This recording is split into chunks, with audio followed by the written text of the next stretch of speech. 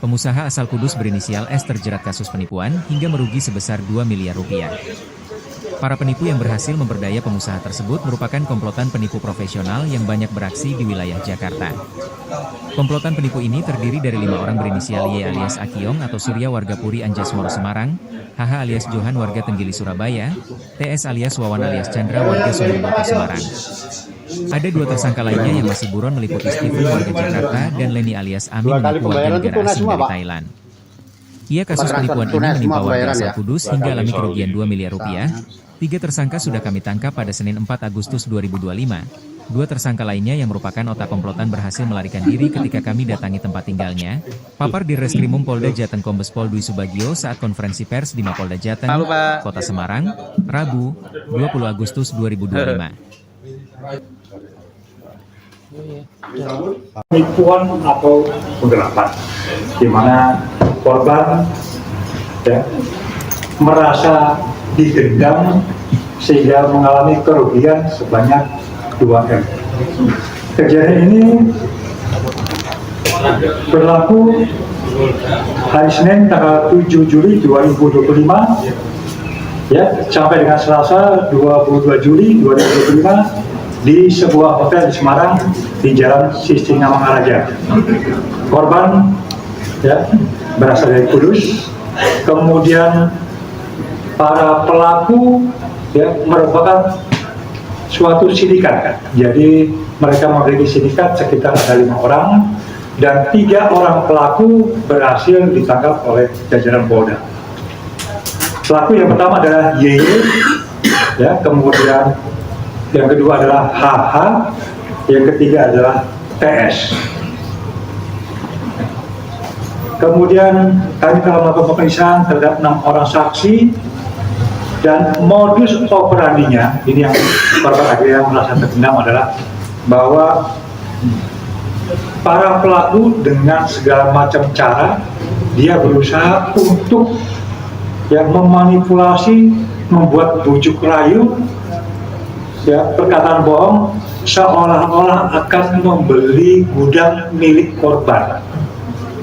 Begitu korban ketemu dan deal dengan harga 11,7, pelaku menjanjikan akan dijual kembali kepada yang lain ditawarkan seharga 13M. Korban tertarik, kemudian diminta untuk ketemu di hotel di Semarang.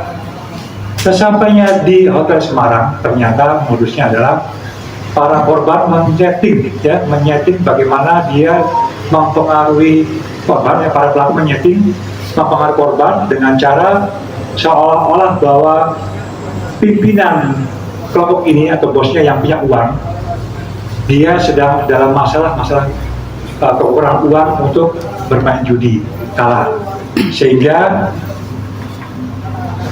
pelaku yang lainnya menyampaikan bahwa ini perlu uang untuk menutup kerugian si bosnya. Kalau tidak ditutup maka tidak akan jadi membeli gudang tersebut. Korban yang merasa tertarik dan akhirnya terpaksa dia mengeluarkan uang sebanyak 1,2M untuk bersama-sama menutup kekurangan daripada si orang yang mengaku sebagai bosnya tersebut. Nah, selepas uang 1,2M diserahkan, disitulah mulai muncul upaya-upaya untuk melakukan praktek perjudian yang disetting, yang disetting oleh para pelaku, sehingga dia korban merasa kalah, kemudian pada itu adalah uangnya uang korban sendiri yang diatur diputar. Kemudian korban kembali ke rumah dan dijanjikan bahwa gudang tersebut akan dibeli dan dijadikan sebagai tempat penjualan mobil ataupun motor-motor listrik, dan diminta nanti korban akan mengelola tempat tersebut. Korban tertarik. Nah, kemudian pihak pelaku juga menyatakan bahwa masih kekurangan uang sekitar 800 juta. Karena korban tertarik akhirnya mengeluarkan kembali uang 800 juta. Total 2M uang tersebut yang dikeluarkan oleh korban kepada para pelaku.